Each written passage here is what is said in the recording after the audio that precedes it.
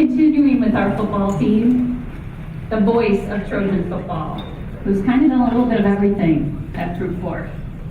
Got his degree in sales, was a guidance counselor, did security, ticketing, and eventually the voice of Trojan football.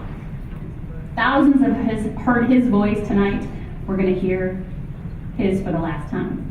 Mr. Robert Zorn.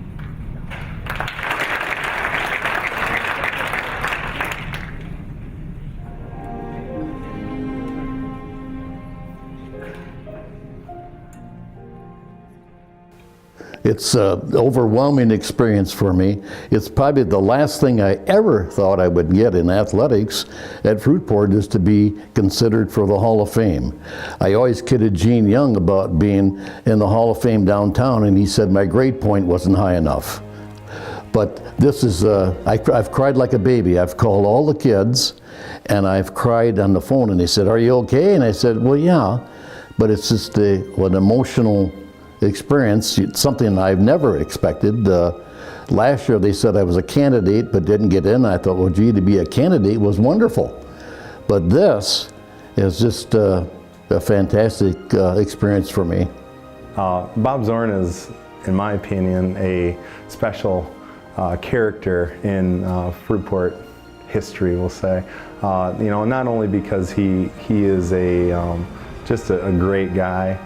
He was my high school guidance counselor and helped me through, you know, my high school career in various ways.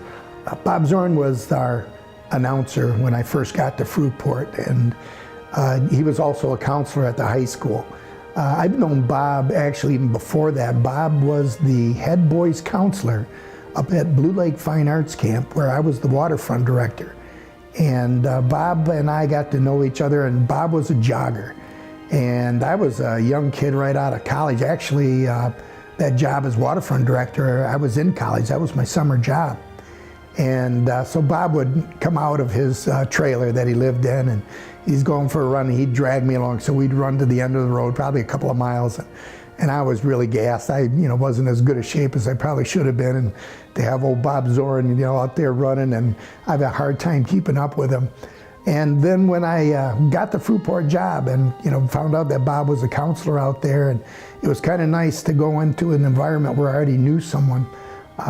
And so Bob and I had developed that relationship early on, and then to have him be the voice of the Trojans on the PA system, I always loved it. When Fruitport scored, it was always Bob Zorn's voice coming over the PA, touchdown for Fruitport. The fans and everybody have always asked me, what do you do when Fruitport scores a touchdown? And I had a little saying. I'd say, "It's a touchdown for Fruitport." And the people would get up in the stands. And when I got my plaque from them about 10, 12 years ago, it was at the bottom of the plaque. "It's a touchdown for Fruitport." I loved it. As the voice of the Fruitport Trojans, often my friends and I joke around a little bit about, about the Trojans and his booming voice coming over those loudspeakers. Those really were kind of the years that, we came up as both young people and then as young coaches and into our teaching and coaching careers. We got to hear that voice on Friday night. So it was very, very distinct and very poignant part of my memories of Fruitport football. I always loved to talk to him before games and after the games, and he'd come up and put a pat on the back and tell me what a great game it was, or I'd see him in the hallway at school and he'd ask me how we were going to be for this week, and he'd kind of shake his head and say, "Well, I don't know, they're pretty tough this week." He said, "You go get them." And it's something I really worked hard at. I took the lineups home. I read them over. I thought, you got to be professional and not be some hack sitting up in the press box making fun of things. So I worked really hard at it. It was a tough job. My wife was my partner up there many years. And I think I told you that I had to fire her because she spent too much time talking to other people. But she was great up there in the press box with me. It was a wonderful experience. I have one story in particular that I'd like to reiterate here, and it had to do with how Bob used to like to call the name of the player making the tackle and so forth. if you go back in time and remember when KPR in Cincinnati was a show, there was an actress there, a very voluptuous, blonde, good-looking gal by the name of Lonnie Anderson, and Bob was up there announcing a tackle, and I believe we had a young man, and his first name was Lonnie, and I can't recall his last name at this moment, but Bob was going on who was in on the tackle, and he said the last name he said was in on that tackle was Lonnie Anderson. And everybody went real quiet up there, and all of a sudden he realized what he had said. He didn't know, he was speechless for the first time in his life. But Bob and I had a great time up there. We used to ride each other a little bit, and we had a lot of fun, and I really enjoyed his commentary, his announcing. Was a great person, as well as a good announcer, and we really enjoyed his company up there. One time, I remember a 9th grade game, we were playing Greenville, and there was one gentleman sitting on the other side. I announced his name, this kid's name, and evidently I didn't announce it properly. He got up, walked all the way over to the press box, knocked on the door, and we opened it, and he said, "Can I help you, sir?" "Yes, what do you got for number 56? And he gave his name. He said, "That's not the way you pronounce it." So, okay, we'll work on it. He closed the door, and Doug Vanderwell leaned over and he said, "Don't mention his name the rest of the game." And I didn't. I just gave his number. But just the funny things like that, or if I didn't announce right, Dick, Grimmick, and Doug were always on me. "Now, you blew that one," they would say. I said, "What are you talking about?" "Well, you should have said this." I said, "Well, if you guys want to be the PA guy, you do it, you know." In my first years in the late 80s, starting as a teacher in Fruitport Community Schools and at Fruitport High School, is every morning Bob Zorn would bring me a cup of coffee. And it just had a tremendous impact on me as starting out as a new staff member, and for my 22 years at Fruitport High School. Bob, and that's just the way he treated not only other staff members, but also the students that he counseled as high school counselor at Fruitport High School. Bob Zorn, over the years, lent his voice to a lot of teams. So there's an entire generation of Fruitport kids who think that voice, Bob Zorn's voice, means I'm home. I just want you to know that I'm very proud of you. I know how much this honor, this award means to you.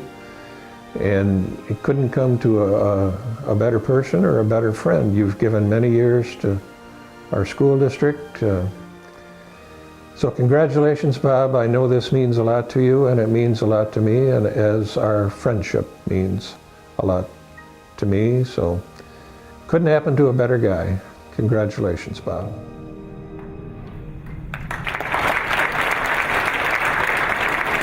Ladies and gentlemen, the voice of Trojan football, Mr. Bob Zorn.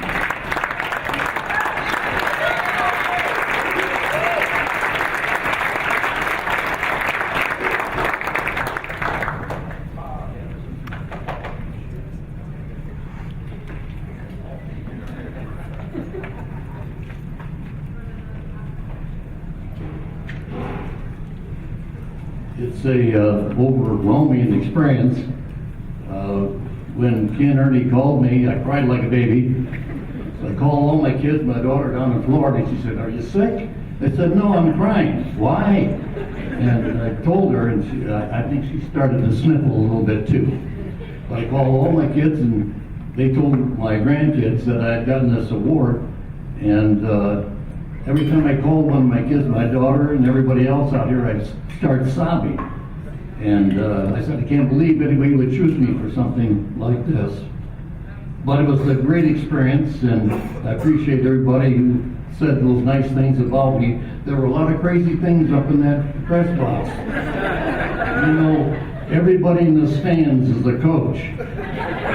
And if you miss them, you'll say, "Did you see number 76 on the bottom of the pile?" No. If you don't know the players and the numbers, get somebody in there.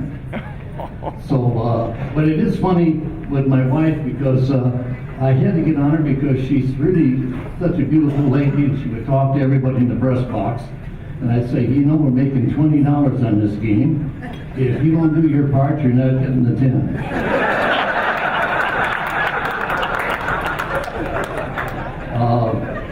I couldn't go through with that. But I've been accused of watering the field down.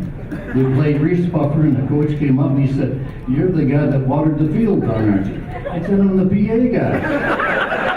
Well, how am I going to water the field down? And one of the funnier things was one time we were playing Fremont in a JV game, and a torrential rain came. And they called the game at the halftime, sent the Fruitport Trojans to the locker room and Fremont to the bus. And there sat the ball in the middle of the field. Doug looked at me and I looked at Grimley. What are we going to do? Oh, we'll just stay here. All of a sudden the kid comes running out of the Fruitport locker room and he said, "We've had a kid that's fainted in the locker room and we have no electrical power. Can we use your telephone?" All of a sudden the lightning hit and this kid was wearing his spikes and he went up like a Frankenstein movie. He burned a hole in his pants, and his eyes went around. I said, "Are we seeing a replay of a movie here or something or what?" I'll never forget that. But there were a lot of funny things that really do happen, and I think as a PA man, you have to be professional. People would say, "Well, will you mention Mr. and Mrs. Smith's 50th birthday or wedding anniversary?" And I say, "No." Why? I said, "That's nobody's business but yours. There are other people who don't want to know that." Or a student would run up and say, "You know, I'm 15 today. Will you mention it?" "No, I won't." That's not our job here. And you know, Dick and Doug, they kept a little piece of paper, and every time they made a mistake, they went, "Well, there's one. There's another one." And they would say at the end of the game, "Well, you only had 8 bad ones today." But I guess my biggest thrill was being invited by Steve Wilson to do the All-Star High School football game in Lansing, East Lansing. And we got to have lunch in the same room with Nick Saban. And my wife and I stayed overnight there, and there was a knock on the door in the morning, and the guy says, "Breakfast here." I said, "We didn't order." "Well, somebody sent it down to you." And I said, "This is just wonderful, Carol. Breakfast in bed here. This is really great." And on the way out afterwards, the guy said, "You owe us $15 for breakfast." I said, "I thought it was free." "No, it wasn't free." I said, "Well, I'm not paying it." And I didn't. But the thrill was I was next to George Perlis and Ray Lean in the booth next door, and my son-in-law from Florida was there. We had announced 88 names of players and coaches in 11 minutes. And I would announce it, and he tapped me on the shoulder. He tapped me again, and we did it. 88 names of players and coaches from both sides of the state in 11 minutes. But it was a very great experience, and I really enjoyed the announcing, because my dad always said, "Does that boy ever stop talking?" I was the talker in the family. But I want to thank everybody in the Fruitport education people, and Steve Wilson and Steve Roop. I guess he nominated me. I really appreciate it. I loved every moment in my time at Fruitport. They're class people. The kids, I loved them. I had children that have gone there, and this is an overwhelming award. Thank you so much.